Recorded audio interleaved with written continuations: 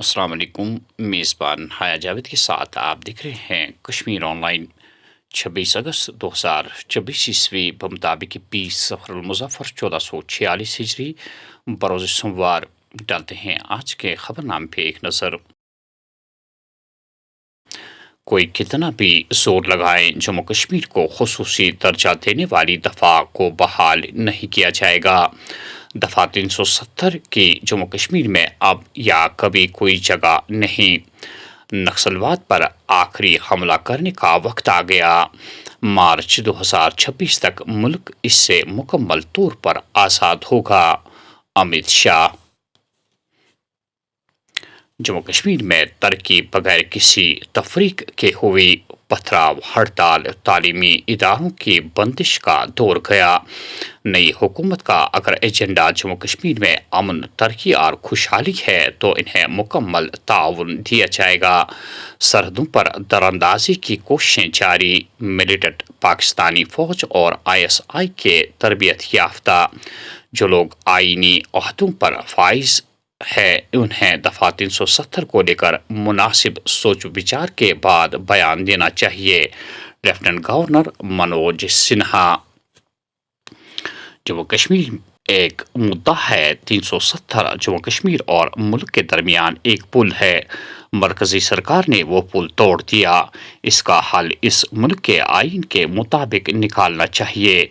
ایک ایجنڈا کے تحت ہم کسی بھی پارٹی سے الائنس کر سکتے ہیں۔ اگر کانگریس بھی ہمارے ایجنڈے کے ساتھ اتفاق کرتی ہے تو ہمیں ان کی حمایت کرنے میں کوئی اعتراض نہیں۔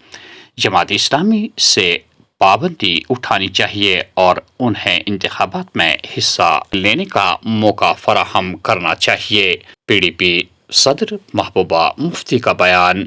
دیکھیے، پہلی بات تو یہ ہے کہ یہ وہی BJP کی سرکار ہے جس میں جب اٹل بہاری صاحب چیف پرائم منسٹر تھے تو انہوں نے مانا کہ جموں کشمیر کی سمسیا ہے، اس کا سمادھان نکالنا ہے، اور انہوں نے پاکستان سے بھی بات کی اور یہاں سیپریٹسٹ لیڈر سے بھی بات کی۔ مطلب یہ ہے کہ ایک مدعا ہے، جموں کشمیر کی ایک پرابلم ہے، اور 370 جموں کشمیر اور ملک کے بیچ میں ایک پل۔ اب انہوں نے وہ پل توڑ دیا۔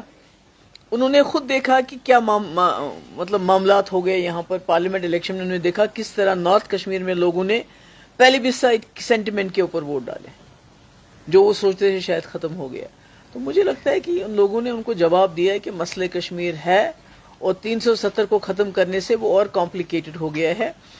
اب ہوم منسٹر صاحب کو یہ سوچنا ہے، جیسے ہماری جماعت یہ مانتی ہے کہ جموں کشمیر کی سمسیا ہے جس کا سمادھان اس ملک کے آئین کے اندر نکالنا ہے، تو اگر وہ آئین کی جو ایک کڑی ہے 370 اس کو توڑنا چاہتے ہیں تو پھر وہ میرے خیال میں جو امت شاہ صاحب جو ہے وہ سیپریٹسٹ کی بات کر رہے ہیں، کیونکہ سیپریٹسٹ تو 370 کو نہیں مانتے، پھر امت شاہ صاحب ہی نہیں مانتے، تو فرق کیا ہے سیپریٹسٹ میں اور ان میں؟ پھر ہم تو مانتے ہیں، ہم جیسی جماعتیں، کہ جموں کشمیر اس ملک کے ساتھ 370 سے جڑ گیا۔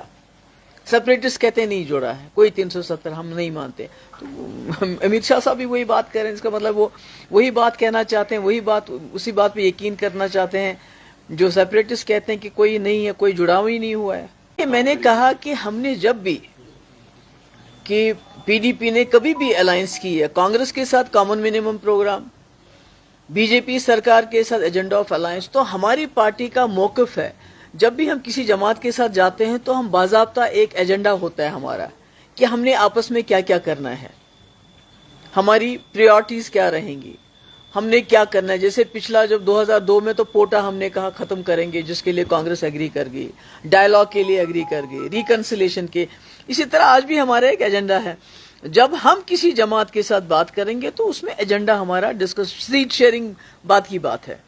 تو اس لیے میں نے کہا کہ اگر وہ لوگ ہمارا ایجنڈا جو ہے اس کو اپنانے کے لیے تیار ہے تو ہم بھی ان کو سپورٹ کرنے کے لیے تیار ہیں، تو اس میں تو کوئی میرے خیال میں کوئی ایسی ویسی بات نہیں ہے۔ کم سے کم ہم تو کہہ رہے ہیں کہ جب آپ اکراس دا بارڈر کشمیر کو اپنا حصہ مانتے ہو تو جو ہمارا ایک ہے کہ ہمارا ایک جوائنٹ ریپرزنٹیشن ہونی چاہیے دونوں کشمیروں کی، وہاں کے ریپرزنٹیٹیو اور ہمارے ریپرزنٹیٹیو سال میں 2 بار ملے، اپنی پرابلمز کو ڈسکس کریں، تو پھر تو امت شاہ صاحب کو وہ کرنا چاہیے۔ اگر وہ کہتے ہیں وہ کشمیر بھی ہمارا ہے تو ان کو کیا اعتراض ہے جو PDP کا जो हमारा एजेंडा है कि दोनों कश्मीरों के बीच में एक जॉइंट रिप्रेजेंटेटिव कमेटी होनी चाहिए, तो उनको फिर वो मान लेना चाहिए। वहाँ हर जगह वो बात कर रहे हैं, तो मेरे ख्याल में ये इनको याद रखना चाहिए जो उनके सबसे बड़े टॉलेस्ट लीडर हैं वाजपेयी जी। वो पाकिस्तान गए, उन्होंने बात भी की, वो बस लेके भी गए, तो इसलिए मुझे लगता है कि ये कोई ऐसी एंटी नेशनल बात नहीं है। जब मोदी जी पाकिस्तान जा सकते हैं, नवाज शरीफ से मिल सकते हैं जो उस वक्त प्राइम मिनिस्टर थे, तो अगर यहाँ कोई ये कहता है कि रिकन्सिलेशन होना चाहिए, तो उसमें मुझे नहीं लगता कि उनको गुस्सा आना चाहिए। बहुत अच्छी बात है, पर मैं कहती हूँ गवर्नमेंट ऑफ इंडिया को जमात इस्लामी के ऊपर बैन हटाना चाहिए, क्योंकि अगर इस मुल्क में कम्युनल जमातें जैसे जो पूरे मुल्क में जहर फैला रही हैं इस वक्त, मैं उनका नाम नहीं लेना चाहती हूँ, जो जुलूस निकालते हैं, जो मस्जिदों पे पत्थर मारते हैं, जो मुसलमानों को लिंच करते हैं,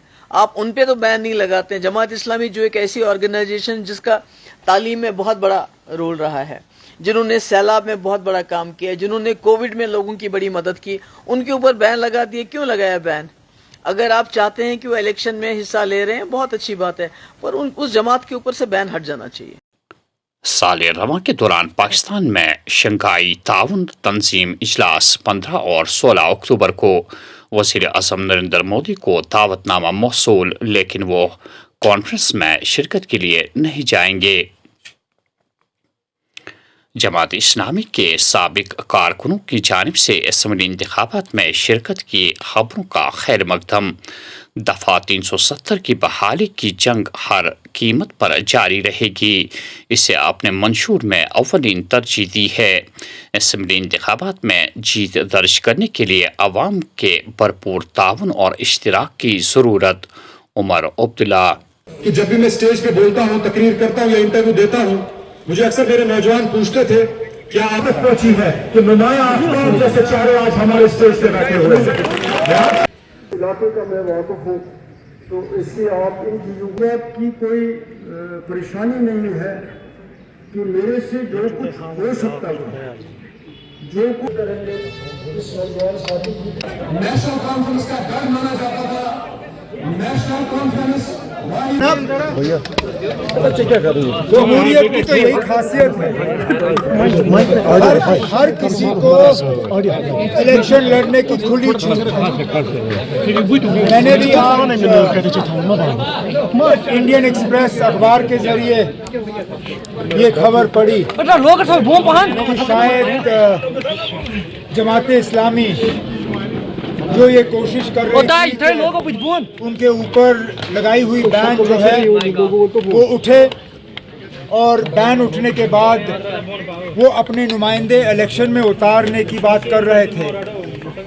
बदकिस्मती से इलेक्शन ब्यूगल बजने से पहले उनके ऊपर लगाई हुई बैन उठी नहीं। आज अखबारों के ज़रिए ये खबर आई है कि शायद वो अब इंडिपेंडेंट जो है कैंडिडेट्स उठाएंगे।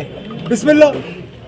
हम तो चाहते थे कि वो अपने सिंबल पे कैंडिडेट उठाएं, अपने पार्टी जमात इस्लामी के नाम पे कैंडिडेट उठाएं, लेकिन अगर वो मुमकिन नहीं हुआ तो चलिए आज़ाद उम्मीदवार ही सही आए मैदान में अपना मंशूर लेके, अपने इरादे लेके, अपने वादे लेके, और फिर लोगों तक है वो किसको वोट देना पसंद करेंगे। होम मिनिस्टर साहब का शुक्रगुजार हूँ कि उन्होंने हमारे मैनिफेस्टो का जिक्र किया। इंसान ये थे तो कहाँ हम छोटे मतलब दर्जे की एक तंजीम इस मुल्क के एक दूर दराज कोने में इलेक्शन लड़ते हुए हमारा मंशूर हिंदुस्तान के होम मिनिस्टर को नज़र आए, ये बहुत बड़ी बात है।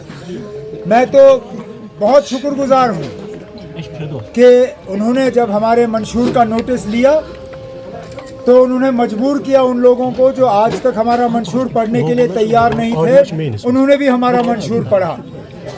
अफसोस की बात यह है कि होम मिनिस्टर साहब को हमारे मंशूर में एक ही पैराग्राफ नज़र आया, और कुछ ऐसी बातें भी होम मिनिस्टर साहब ने की जो हमारे मंशूर में कहीं है ही नहीं, जिस तरह नाम बदलने की बात।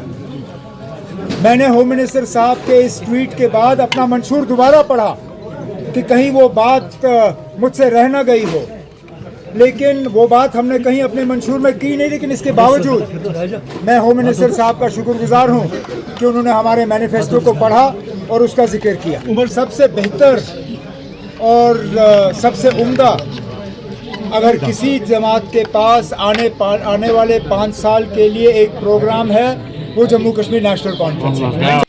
کپوارہ میں المناک سڑک حادثہ، تیل ٹینکر گہری خائی میں جا گرا، 2 افراد لقمہ اجل، تیسرا شدید طور پر زخمی، کیس درج، تحقیقات شروع۔